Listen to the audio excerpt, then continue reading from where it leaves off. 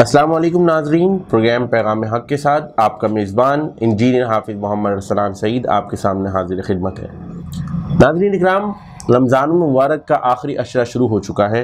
اور یہ وہ عشرہ ہے جس میں ہمیں یہ بتایا گیا کہ ہمیں جہنم سے خلاصی طلب کرنی ہے، یعنی کہ یہ وہ عشرہ مبارک ہے جس کے اندر شب قدر چھپی ہوئی ہے،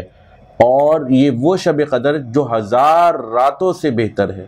1000 راتوں سے بہتر ہے۔ اور یہ وہ شب قدر ہے جس میں اللہ سبحانہ و تعالی نے فرمایا کہ قرآن کریم جس میں نازل ہوا، شہر رمضان الذی انزل فیہ القرآن ھدی للناس وبینات من الھدی والفرقان فمن شہد منکم الشہر فلیصم ومن كان مريضا أو على سفر فعدة من أيام أخر يريد الله بكم اليسر ولا يريد بكم العسر ولتكملوا العدة ولتكبروا الله على ما هداكم ولعلكم تشكرون۔ روزوں کا مہینہ رمضان کا مہینہ ہے جس میں قرآن نازل ہوا اور جو لوگوں کا رہنما ہے اور جس میں ہدایت کی کھلی نشانیاں ہیں اور جو حق و باطل کو الگ کرنے والا ہے۔ تو جو کوئی تم میں سے اس مہینے میں موجود ہو چاہیے کہ پورے مہینے کے روزے رکھے، اور جو بیمار ہو یا سفر میں ہو یا دوسرے دنوں میں رکھ کر ان کا شمار پورا کر لے۔ خدا تمہارے حق میں آسانی چاہتا ہے اور سختی نہیں چاہتا، اور یہ آسانی کا حکم اس لیے دیا گیا ہے کہ تم روزوں کا شمار پورا کر لو، اور اس احسان کے بدلے کہ خدا نے تم کو ہدایت بخشی ہے، تم کو اس کی بزرگی سے یاد کرو اور اس کا شکر ادا کرو۔ شب قدر انتہائی شرف و منزلت والی رات ہے۔ اس رات میں قرآن کریم کا نزول شروع ہوا۔ یہ رات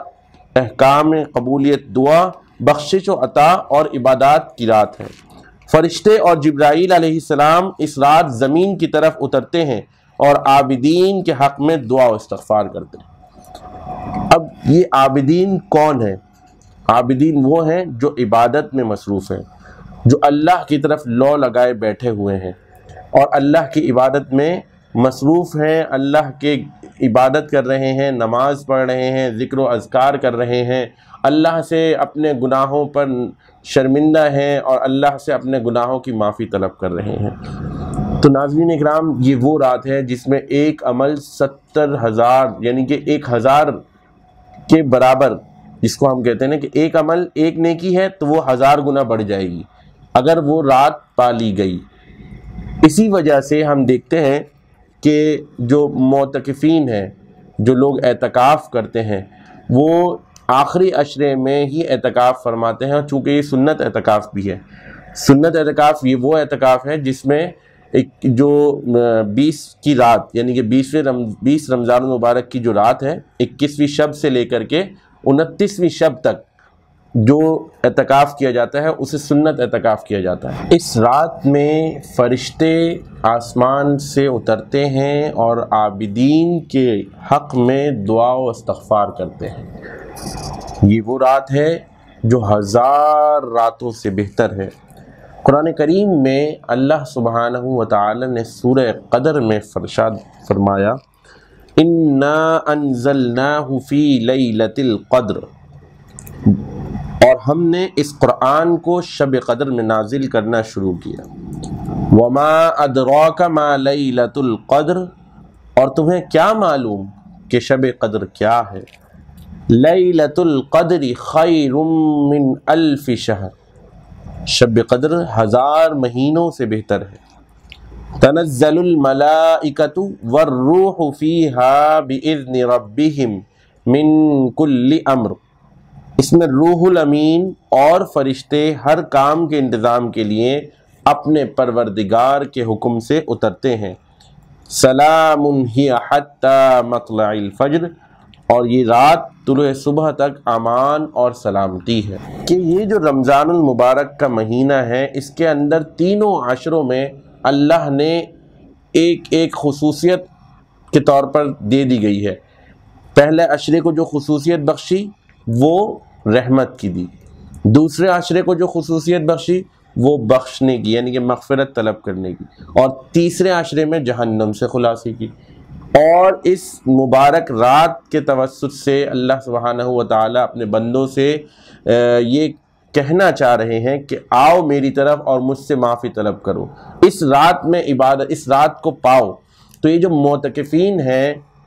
جو اعتکاف کرتے ہیں، جو سنت اعتکاف، جو میں نے آپ کے سامنے بتایا کہ سنت اعتکاف وہ ہے جو 21 رمضان المبارک یعنی کہ جو 20 رمضان المبارک کی جو شب ہے، 21ویں شب سے لے کر کے 29ویں شب تک، اور نفلی اعتکاف بھی اس میں کیا جاتا ہے۔ جو لوگ سنت اعتکاف نہیں کر سکتے وہ نفلی اعتکاف کرتے ہیں۔ اعتکاف میں ہوتا کیا ہے کہ ہم صرف نیت کر لیتے ہیں کہ اللہ سبحانہ و تعالیٰ کہ اب جب ہم چلے گئے ہیں مسجد میں یا جہاں پہ ہم عبادت کر رہے ہیں کہ اب یہ ہم نے اعتکاف کی نیت کر لی، ہم معتکف ہو گئے ہیں۔ تو نفلی اعتکاف کسی بھی وقت کیا جا سکتا ہے، جبکہ سنت اعتکاف کے لیے ضروری ہے کہ وہ رمضان المبارک کی 21ویں شب سے شروع ہو اور 29ویں شب تک ہو۔ ناظرین اکرام، یہ وہ رات ہے کہ اس رات میں رب تعالیٰ اپنے فرشتوں سے یہ فرماتا ہے کہ ہے کوئی میرا بندہ جو مجھ سے رزق طلب کرے اور میں اسے رزق دے دوں، ہے کوئی میرا بندہ جو مجھ سے بخشش طلب کرے اور میں اس کی بخشش فرما دوں، کیا ہے کوئی ایسا بندہ جو مجھ سے جہنم سے خلاصی کی دعا فرمائے اور میں اس کو جہنم سے آزاد کر دوں۔ تو ناظرین اکرام، ان چیزوں سے ہمیں اس بات کا اندازہ لگا لینا چاہیے کہ یہ رات کتنی فضیلتوں والی رات ہے، کہ اللہ سبحانہ و تعالی یہ فرما رہے ہیں کہ ہے کوئی مانگنے والا کہ میں اسے رزق میں فراوانی عطا کر دوں، ہے کوئی مغفرت طلب کرنے والا کہ میں اس کی بخشش کر دوں، ہے کوئی جہنم سے خلاصی مانگنے والا کہ میں اس کو جہنم سے آزاد کر دوں۔ تو ناظرین، ہمیں چاہیے کہ ہم ان راتوں میں اس شب قدر کو تلاش کریں، ان طاق راتوں میں، اور اپنے رب سے یہ جو رب کا تحفہ ہے اس کو قبول کریں کہ کیا کوئی ہے مانگنے والا جو رزق مانگے اور میں اس کو رزق عطا کروں، کیا کوئی ہے مغفرت طلب کرنے والا تو میں اس کی مغفرت کر دوں، اس کی بخشش فرما دوں، کیا کوئی ہے ایسا بندہ میرا جو جہنم سے اپنے آپ کی خلاصی چاہتا ہو، اپنی خلاصی چاہتا ہو تو میں اس کو جہنم سے آزاد کر دوں۔ تو ناظرین، ہمیں چاہیے کہ ہم اس بابرکت رات میں اور اللہ کے حضور اپنے گناہوں کی معافی طلب کریں۔ حضرت انس بن مالک رضی اللہ تعالی عنہ روایت کرتے ہیں کہ جب رمضان کا مہینہ قریب آیا تو نبی کریم صلی اللہ علیہ وآلہ وسلم نے فرمایا کہ تم میں ایک مہینہ ایک ایسا آنے والا ہے جس کی ایک رات 1000 مہینوں سے زیادہ بہتر ہے، اور جو شخص اس رات کی برکتوں سے محروم رہا وہ تمام بھلائیوں سے محروم رہا۔ تو ناظرین اکرام، اس رات کی فضیلت کا ہمیں اس بات سے اندازہ لگانا چاہیے کہ کتنی فضیلتوں والی رات ہے، کتنی برکتوں والی رات ہے، کہ تمام بھلائیوں سے وہ شخص محروم ہو جائے گا اگر کوئی شخص اس کو نہ پائے۔ تو ناظرین اکرام، ہمیں چاہیے کہ ہم ان طاق راتوں میں شب قدر کو تلاش کریں، ذکر و اذکار کریں، اللہ کے حضور معافی گڑ گڑا کر معافی طلب کریں۔ اسی طرح ناظرین، اماں عائشہ رضی اللہ تعالی عنہ نے حضور اکرم صلی اللہ علیہ وآلہ وسلم سے پوچھا کہ ہم یہ جو رات ہے اس کو کیسے تلاش کریں؟ تو حضور اکرم صلی اللہ علیہ وسلم نے فرمایا کہ اس رات کو رمضان کی آخری طاق راتوں میں تلاش کرو، آخری عشرے کی طاق راتوں میں تلاش کرو۔ پھر آپ رضی اللہ تعالی عنہ نے فرمایا کہ اگر ہم یہ رات پا لیں تو اس میں ہم کیا کریں؟ تو حضور اکرم صلی اللہ علیہ وسلم نے فرمایا